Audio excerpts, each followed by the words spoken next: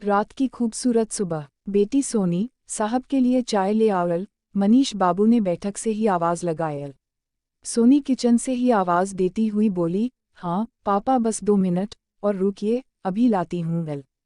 Tray में चाय उठाए सोनी कुछ ही देर में आकर बैठक में दाखिल हुई। सोनी सांवली सी पतली लंबी देखने में बहुत खूबसूरत सी लड़की थी। बैठक में घुसते ही सबसे पहले मनीष साहब को सोनी ने अभिवादनपूर्वक नमस्ते चाचा जी कहकर प्रणाम किया और करीने से चाय की प्याली मेज पर सजाकर वापस नमकीन लाने किचन में चली गई। तब बातों का सिलसिला चल पड़ा। मनीष साहब अफसोस जताते हुए बोले, इतनी गाय जैसी सीधी साधी लड़की के साथ ये लोग ऐसा व्यवहार कर रहे हैं। अरे कम से कम सास ससुर को तो बीच में कुछ कहना ही चाहिए था। तभी बीच में मनीष बाबू ने साहब को टोका, अरे छोड़िए भी साहब, अगर सोनी ने मना ना किया होता तो मैं मोनू को छोड़ने वाला नहीं था। मैं अपनी बेटी का मुंह देखकर ही रह गया। सोनी कह रही थी, जब मोनू ही मेरे साथ नहीं रहना चाहता तो मैं क्यों जबरदस्ती उनके साथ रहूं। और सास ससुर क्या करेंगे जब मेरा दामाद मोनू ही नालायक निकल गया। हमारे समधि और समधन तो ऐसे सरल हैं कि पूछिए ही मत। आज भी हमारे संबंध उतने ही प्रगाढ़ हैं जितने पहले हुआ करते थे। बेचारी का भाग्य ही खराब है तो क्या किया जाए। मनीष बाबू सोनी के भाग्य को ही खराब बताकर संतोष कर रहे थे। सुबह सुबह सोनी को बहुत आपाधापी रहती है। सुबह सबसे पहले जल्दी उठो, नाश्ता तैयार करो। फिर खुद तैयार होकर पापा का नाश्ता टेबल पर तैयार करके लगाओ। फिर खुद नाश्ता करके अपना टिफ़िन पैक करो। फिर बच्चों का टिफ़िन पैक करो। ये सोनी की पिछले 4-5 सालों से एक जैसी दिनचर्या हो गई है। चाय और नमकीन देकर वो बाथरूम में गई और जल्दी जल्दी नहाकर ऑफिस के लिए तैयार हुई। फिर जल्दीबाजी में जैसे तैसे नाश्ता किया और अपने पिता मनीष बाबू से मुखातिब हुई, पापा टेबल पर नाश्ता गर्म करके ढक कर रख दिया है, आप नाश्ता कर लीजिएगा, नहीं तो ठंडा हो जाएगा। पापा चलती हूँ, ऑफिस के लिए लेट हो रही हूँ। सोनी अपने कमरे का दरवाजा बंद करते हुए बोली।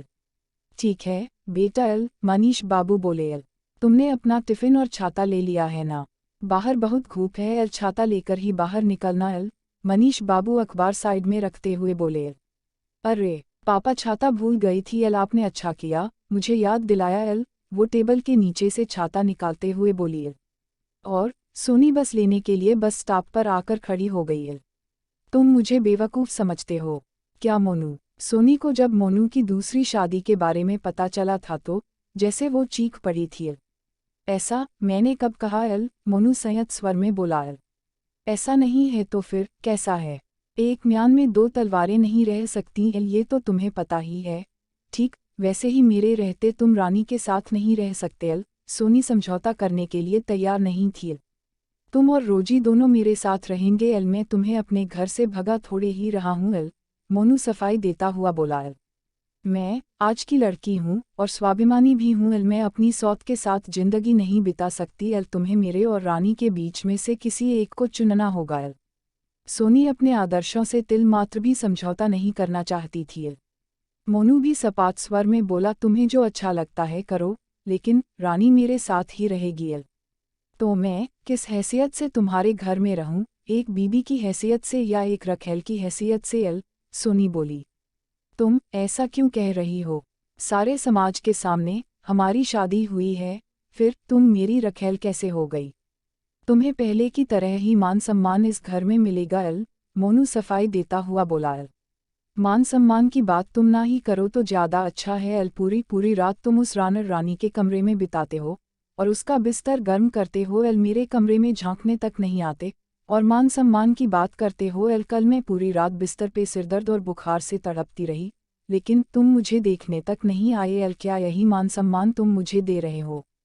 पति पत्नी का रिश्ता केवल सुख का नहीं होता, बल्कि दुख का भी होता है। और समाज, किस समाज की तुम बात करते हो? तुम अगर समाज की जरा भी परवाह करते तो ऐसी गंदी हरकत कभी ना करते।